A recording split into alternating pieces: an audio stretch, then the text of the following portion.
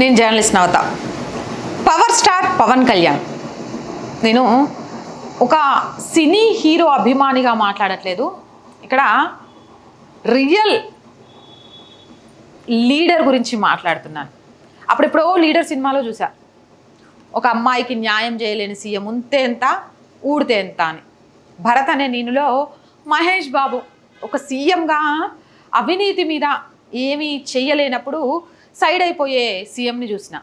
Side అయిపోవటం ఏంద్రాబాయ్, పదవిలో ఉన్నాం, ఏమైనా చేయాల్సిందే, ఎవరికైనా సుక్కలు చూపించాల్సిందే, అవసరమైతే సీజ్ చేయాల్సిందే అనే రియల్ హీరోని ఆంధ్రప్రదేశ్ డిప్యూటీ సీఎం పవన్ కళ్యాణ్నే చూశా. నిజంగా కూడా సౌత్ నుంచి ఒక లీడర్ పుట్టుకొస్తున్నాడు. ఎన్నికల ప్రచారంలో ఎన్డీఏ కూటమికి మహారాష్ట్ర కానీ ఆంధ్రప్రదేశ్లో ఎన్డీఏ కూటమి ఏర్పడడానికి కానీ పవన్ కళ్యాణ్ వేసిన అడుగులు ఆలోచనలు అప్పటికే ఆయన్ని హీరో చేశాయి. తమిళనాడులో ఆయన మాట్లాడిన వ్యాఖ్యలు ఒక ప్రభంజనం సృష్టించాయి. అయితే ప్రచార వ్యూహమే కాదు, ఇక ఆ తరువాత డిప్యూటీ సీఎంగా తన పదవిని కొనసాగిస్తూ అమ్మాయిల మిస్సింగ్ కేసుల విషయంలో ఆయన చూపించిన చొరవ, ఆ తర్వాత అక్కడ హోమ్ మినిస్టర్ అనిత గురించి, ఏం అనితమ్మా చూస్తావా, మరి అది కూడా నన్నే తీసుకోమంటావా, నేను తీసుకుంటే ఎట్లుంటుంది అంటే, ఇది మన తెలంగాణ లాంగ్వేజ్, మనకు ఇదే వస్తుంది కాబట్టి ఆయన స్టైల్లో చెప్పడం అంటే కూడా కష్టం కాబట్టి, అలా ఒక డిప్యూటీ సీఎం హోదాలో ఉండి మిగిలిన మినిస్ట్రీలలో కూడా ప్రజలకు అందుబాటులో లేకుంటే ఊరుకునేది లేదు, అవసరమైతే ఆ శాఖను మీ నుంచి ఊడ్చేస్తాం, పీకి పడేస్తామని మినిస్టర్లకు వార్నింగ్ ఇచ్చినంత పనిచేశారు. ఇక ఒక సర్పంచ్ మనోడైతేనే ఏం చేసినా, నీ సర్పంచ్ మనిషిని ఏమనుకుంటాను అని చెప్పుకునే రోజుల్లో ఎవరైనా సరే నేను జనసేన మనిషిని లేకపోతే డిప్యూటీ సీఎం మనిషిని అని తప్పు చేస్తే ఊరుకునేది లేదు అంటూ తనదైన స్టైల్లో వార్నింగ్ ఇచ్చారు. ఇప్పుడు రేషన్ బియ్యం అక్రమ రవాణాపై కాకినాడ పోర్టులో ఉప ముఖ్యమంత్రి పవన్ కళ్యాణ్, మంత్రి నాందేళ్ల మనోహర్ తనిఖీలు చేపట్టారు.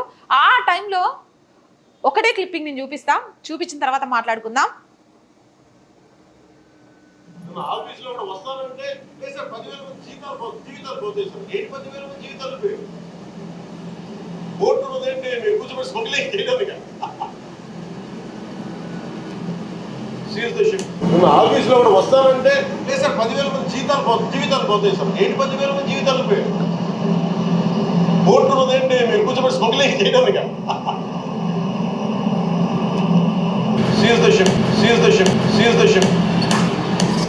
ఒక్కటే డైలాగ్ సోషల్ మీడియాని ట్రెండ్ సృష్టించడం కాదు, పవన్ కళ్యాణ్ వ్యక్తిత్వం ఏంటి అనేది చాలా క్లియర్గా కనిపించేలా చేసింది. ఒక్కటే డైలాగ్, సీజ్ ద షిప్. అంతేకాదు, అంటే నార్మల్గా ఎక్కడో ఏదో వినేసి లేకపోతే ఏదో చేసి కాదు, ఆ షిప్ గురించి మొత్తం వివరాలు తెలుసుకొని వాటి గురించి ఆయన తనిఖీలు నిర్వహించి అక్రమంగా రవాణా అవుతున్న దానికి సంబంధించి సీలోకి వెళ్ళి ఆయన చూపించిన చొరవ అనేది, ఆయన తీసుకున్న నిర్ణయం అనేది ఈరోజు పవన్ కళ్యాణ్కి రాజకీయంగా విశ్లేషకుల నుంచి కూడా విమర్శకుల నుంచి కూడా ప్రశంసలు కురుస్తున్నాయి.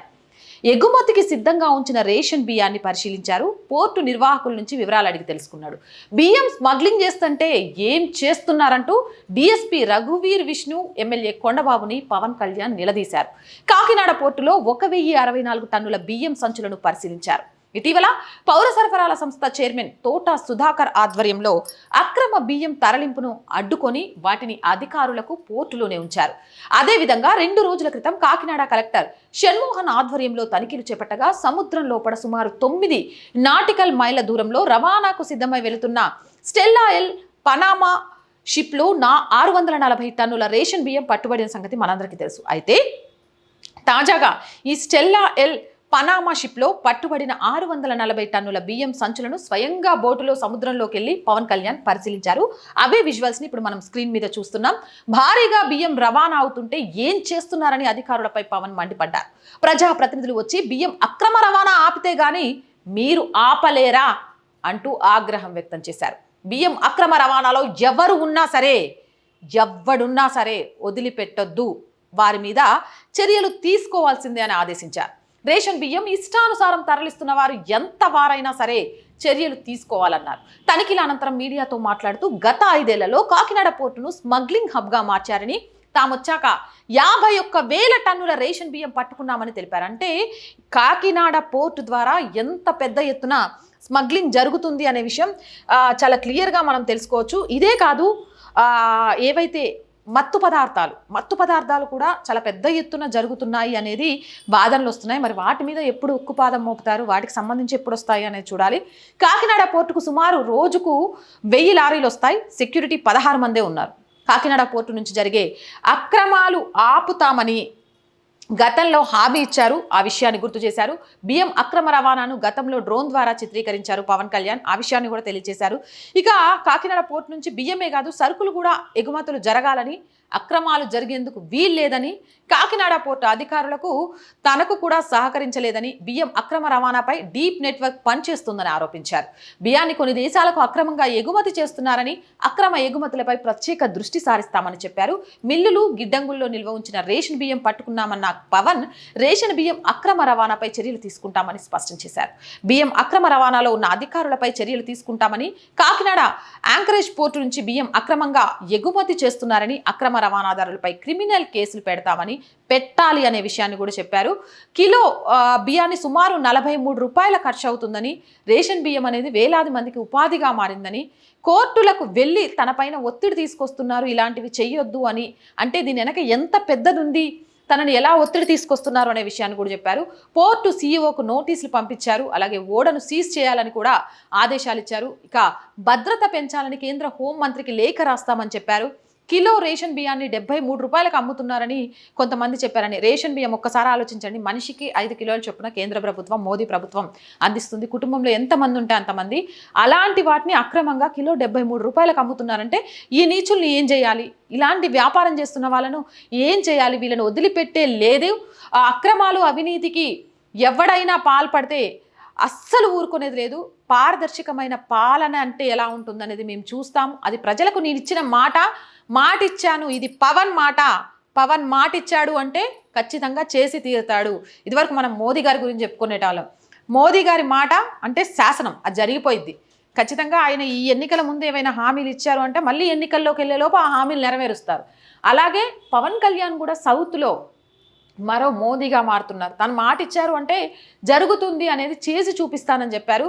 ఇక రేషన్ బియ్యం అక్రమ ఎగుమతి వెనుక పెద్దవాళ్ళు చాలామంది ఉన్నారని, సిఐడి, సిబిఐ ఎవరితో విచారణ చేయించాలో త్వరలోనే చెప్తామని చెప్పారు. అలాగే రాష్ట్ర ప్రభుత్వం ఆధ్వర్యంలో ఓడలోకి వెళ్లకుండా తన్నే అడ్డుకున్నారంటే ఇక్కడ పరిస్థితి ఎట్లా ఉంది అనే విషయం కూడా తనకు చాలా క్లారిటీ ఉందని, ఇలాంటి వాటి విషయంలో ఎట్టి పరిస్థితిలో కూడా ఉపేక్షించేది లేదని, సినిమాల్లోనే కాదు తనదైన స్టైల్తో ఒక మార్కుని ముద్రను వేసుకున్న పవన్ కళ్యాణ్ ఈరోజు రాజకీయాలలో కూడా తనదైన ముద్ర వేసుకుంటూ అసలైన లీడర్ అంటే ఎలా ఉండాలి, అసలైన ప్రజా పరిపాలన అంటే ఎలా ఉండాలి, అసలైన నాయకుడు అంటే ఎలా ఉండాలి అనేది చూపిస్తూ సౌత్లో మరో మోదీగా మారబోతున్నారు అంటూ కూడా అభిమానులు కామెంట్స్ రూపంలో చెప్తున్నారు. మరి మీరేమంటారు? నిజంగా డిప్యూటీ సీఎంగా పవన్ కళ్యాణ్ చేస్తున్న పనులపై మీ అభిప్రాయం ఏంటి? పవన్ కళ్యాణ్ ప్రచారంలోనే కాదు పరిపాలనలో కూడా దూసుకెళ్తున్నారు అనుకుంటున్నారా?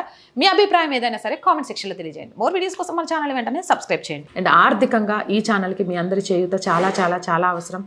ఆర్థికంగా మీరు అందించే ప్రతి రూపాయి కూడా ఈ ఛానల్ని ఇంకొంత ముందుకు తీసుకెళ్ళడానికి మాకు ఉపయోగపడుతుంది. ఎందుకంటే ఇంకా ఆర్థికంగా సెటిల్మెంట్ లేని ఛానల్ కాబట్టి ఇప్పటివరకు సపోర్ట్ చేస్తూ వస్తున్న ప్రతి ఒక్కరికి ధన్యవాదాలు. అలానే సపోర్ట్ చేస్తారు అని ఆశిస్తున్నాం. సపోర్ట్ చేయాలి అనుకునేవారు సబ్స్క్రిప్షన్ పక్కనే జాయిన్ అనే బటన్ ఉంది. 1 to 5 లెవెల్స్ ఉన్నాయి. ఏదో ఒక లెవెల్లో సపోర్ట్ చేయండి. లేదా స్క్రీన్ మీద గూగుల్ పే, ఫోన్పేతో పాటు అకౌంట్ డీటెయిల్స్ కూడా ఉన్నాయి. మీకు తోచిన సహాయం చేయడం ద్వారా ఈ ఛానల్ని నిలబెట్టాలి అనే ఒక అమ్మాయి కలకు చేయూతనందించిన వాళ్ళు అవుతారు. చేస్తారని ఆశిస్తున్నాం. జై హింద్, జై భారత్.